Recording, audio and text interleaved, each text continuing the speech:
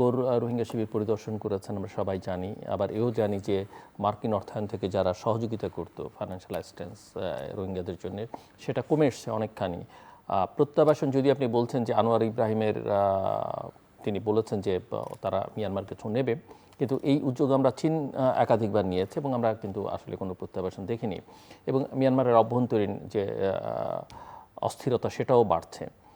So Sergio গোরের এই সফর কি কোনো কার্যকর কূটনৈতিক উদ্যোগের ইঙ্গিত বলে মনে হচ্ছে কিনা এই বিষয়ে, নাকি একটা মানবিক সংহতি প্রদর্শনের মধ্যেই আসলে শেষ পর্যন্ত সীমাবদ্ধ থাকবে?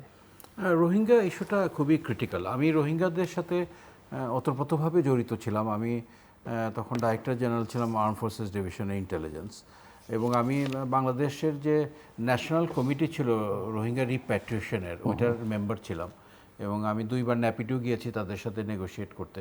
Team it was headed by the foreign secretary, এবং বাংলাদেশেও 3বার হয়েছিল। এবং প্রথম থেকেই আমার মনে হয়েছে যে মায়ানমার কোনোদিন এই রোহিঙ্গাদের ফেরত নেবে না। এবং রোহিঙ্গারাও যারা আছে অনেকেই বলেছে যে আমি 2বার 3বার 3rd টাইম এবং 4th টাইম আসলাম, প্রতিবার আমরা যাই, আমার কিছু পরিবার নিহত হয়, আবার আমি ব্যাক করি, this time I will not go, আমি এখানে মারা যাব। সো আমার মনে হয় না মালয়েশিয়ার ইনিশিয়েটিভে রোহিঙ্গাদের ফেরত নিতে মায়ানমার রাজি হবে। To my consideration only China can force Myanmar to take the Rohingyas back. If you can bring China on board, it is only China who has the capability. না, কিন্তু সেটা তো শেখ হাসিনার সরকারের সময় থেকে আমরা দেখছি চায়না এটা চায়না চাচ্ছে না দেখে হয় না, but if China wants they can do it. So আমি মনে করি যে এই রোহিঙ্গা, এবং 10 বছর হয়ে গেছে, এই 11 লক্ষ রোহিঙ্গা পৃথিবীর 50টা দেশের জনসংখ্যা 11 লক্ষ থেকে কম। আমাদের মতন একটা রাষ্ট্রের পক্ষে এদেরকে ভরণ পোষণ করা, খাওয়ানো, ইটস ভেরি ডিফিকাল্ট। এবং আস্তে আস্তে কিন্তু মার্কিন যুক্তরাষ্ট্রের অনুদান কমে গেছে, আস্তে আস্তে বাকিদেরও ইন্টারেস্ট অ্যাটেনশন এখান থেকে চলে যাবে। এক সময় আসবে যখন আমাদেরকেই তাদের ভরণ পোষণ করতে হবে। সো আমাদেরকে শহীদ জিয়ার, রাষ্ট্রপতি জিয়ার সময় কিন্তু একবার তারা এসেছিল, এমনভাবে আমরা ভয়ভীতি দেখে তাদেরকে তাড়িয়ে দিয়েছিলাম। Myanmar was force to take it back.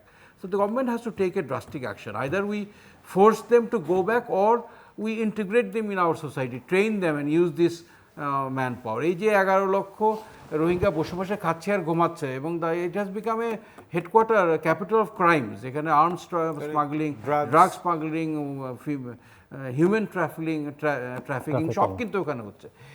এই স্ট্রং একটা জনগোষ্ঠীকে বসিয়ে রাখলে তারা তো এই অপরাধে সম্পৃক্ত হবে। They don't have any source of income. So we have to gradually, মায়ানমারকে কনভিন্স করা একমাত্র চায়নার পক্ষেই সম্ভব। Only China can do it. And এই মালয়েশিয়া অন্যান্য যে কোনো দেশ ইনিশিয়েটিভ নেক না কেন, আমার মনে হয় না এটা তারা নিয়ে নেবে। ওই ইনিশিয়েটিভ অতটা সদিচ্ছারও এখানে বহন করবে। জি জি।